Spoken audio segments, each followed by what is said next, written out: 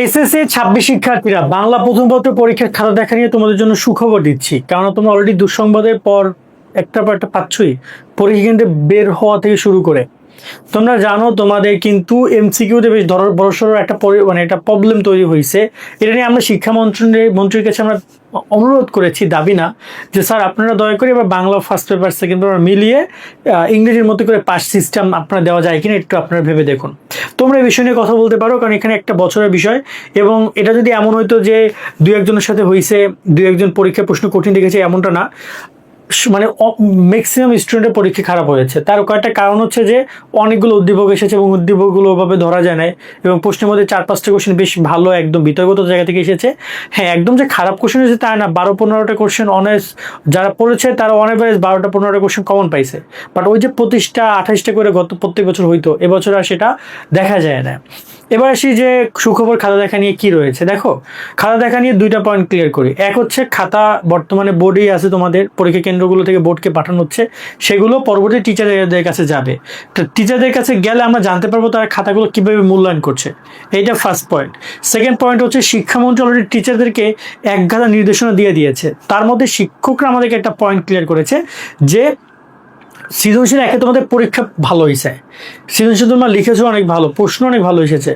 আমরা কেন, যারা মোটামুটি ক্ষেত্রে সাজেশন প্রপারলি দিতে পারে তাদের সবার সাজেশন কমন পড়েছে, স্বাভাবিক। এখানে কমন না পড়ার কোনো কিছুই নাই।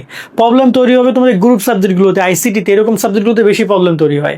ওইখানে মূলত মেইন গেমটা তোমাদের খেলতে হবে। এখন এখানে সবই কমন পড়বে, ওকে, সেটা নিয়ে প্যারা খাওয়ার কিছু নাই। বাট এবং প্রশ্ন ভালো হয়েছে, তো সেই জায়গা থেকে টিচাররা আমাদেরকে যেটা বলছে যে ওরা যেহেতু ভালো প্রশ্ন আসছে, লিখেছে ভালো, সো ওরা মোটামুটি ভালো নাম্বার পাবে। টিচারদেরও একটা প্রেশার আছে যে ভালো নাম্বার দেওয়ার বা সঠিক মূল্যায়ন করার। মানে থাকে না, প্রতি বছর শিক্ষকরা দেখি নিজেরা মূল্যায়ন না করে অন্য কাউকে দিয়ে মূল্যায়ন করাচ্ছে, শালাকে দিয়ে, বউকে দিয়ে, ভাইকে দিয়ে, ছোট ভাই, বড় ভাই, অনেক কাহিনী, পরিবারকে দিয়ে মূল্যায়ন করায়। তো এখন শিক্ষকদের টাকাও বাড়ায় দিছে, খাতা দেখার আগে যে টাকা পাইতো তার থেকে এখন পারিশ্রমিক বাড়ায় দিছে, যার কারণে এখন টিচাররা খাতাগুলো মূল্যায়ন করতে, আর যদি কেউ মূল্যায়ন না করে এবং সে যদি প্রমাণিত হয় তার বাস দিবে একদম জায়গা মতো। সেকেন্ড বিষয় হচ্ছে যে তোমরা নিশ্চিন্ত থাকো, পরীক্ষার খাতাগুলো খুব সুন্দরভাবে মূল্যায়ন করা হবে, এবং তোমাদের বাংলা পরীক্ষা তোমরা যতটুকু লিখেছো ভালো নাম্বার পাবে। এবং তোমাদের যে হাহাকার, এটা কিন্তু প্রত্যেকটা শিক্ষক দেখেছে। আশা করি যে তাদের যদি মানুষত্ব থাকে, তাদের মধ্যে যদি তোমাদের প্রতি বিন্দুমাত্র মানে স্নেহ থাকে, তোমাদের যদি ভালোবেসে থাকে, তোমাদের খাতাগুলো তারা সেভাবে মূল্যায়ন করবে। অতিরঞ্জিত মূল্যায়ন বলি নাই যে ফেল করাকে পাশ করাই দেন, বা অনেক অনেক গ্যাপ, 10-15 মার্কের গ্যাপ তাকে পাশ করে দেয়, এমন না। 1-2 মার্কের গ্যাপ, একটু ডিস্টেন্স, এগুলো যেন তারা কাভার করে দেয়। এবং আমার মনে হয় যে তোমাদের এই যে সঠিক মূল্যায়ন প্রসেসটা, এটা যেহেতু শিক্ষামন্ত্রী বলছেন, এটা তোমাকে অনেক হেল্পই করবে, তোমাদের বেশি খারাপ করবে না। তবে এসএসসির যে তোমাদের ছোটো ভাইদের রেজাল্ট ওরা সামনে দিবে, ওইটার উপর অনেক কিছু ডিপেন্ড করে। আর যদি একটা কথা বলতে চাই, দেখো খাতা দেখা নিয়ে তোমরা যাই লিখেছো না কেন, ট্রাই করবা যে দুইটা পয়েন্ট এখানেও বলি, ট্রাই করবা বইয়ের কথাগুলো লেখার। 1 নম্বর 1, মানে এমন আলতু ফালতু ওই যে গিয়ে হিন্দি গান লিখে দিলে নাম্বার পাবা না, ওই যুগে এখন আর নাই।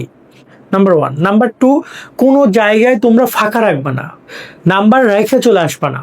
কারণ তুমি যদি বইয়ের কোনো না কোনো তথ্য লেখো, যদি শিক্ষকের কাছে সেটা মনে হয় যে না এটা উত্তর সাথে কিছুটা হলেও যায়, যেহেতু সৃজনশীল, সেক্ষেত্রে সে নাম্বার দিলেও দিতে পারে চাইলে। বা দেখা গেলো 1 মার্কের দরকার কোনো একটা কারণে, হয়তো ফেল করা থেকে অথবা A+ পাওয়া থেকে, কারণ ওই একটা মার্ক তোমাকে কই থেকে দিবে তুমি যদি নাই লিখে থাকো। তাই সবগুলো প্রশ্নের উত্তর দেওয়ার চেষ্টা করবা, এবং তার জন্য ট্রাই করবা টাইম ম্যানেজমেন্ট। প্রত্যেকটা সিকিউ লেখার জন্য যতটুকু টাইম, একটা 10 মার্কের কোশ্চেন লেখার জন্য যতটুকু টাইম, এই টাইমগুলো ম্যানেজ করার জন্য। আর বাংলা প্রথম পত্র সাথে বাংলা দ্বিতীয় পত্র তোমার কোনো সম্পর্ক নেই পাশ করার। ওইখানে বাংলা দ্বিতীয় পত্রে টোটালি 33 পাইতে হবে, আর এইখানে 23 এবং তোমার 10, সিকিউরিটি 23 পাইতেই হবে। ঠিক আছে, এখন খাতা দেখা যাক তারা কিভাবে কি করে, মূল্যায়ন করে। এটা যখন খাতা তারা দেখবে, দেখারে আমাকে আগামী 1 সপ্তাহের মধ্যে তোমাদের প্রপারলি বাংলা খাতা দেখা নিয়ে একদম একটা আপডেট দিয়ে দিতে পারবো যে কীভাবে তারা খাতাগুলো মূল্যায়ন করবে।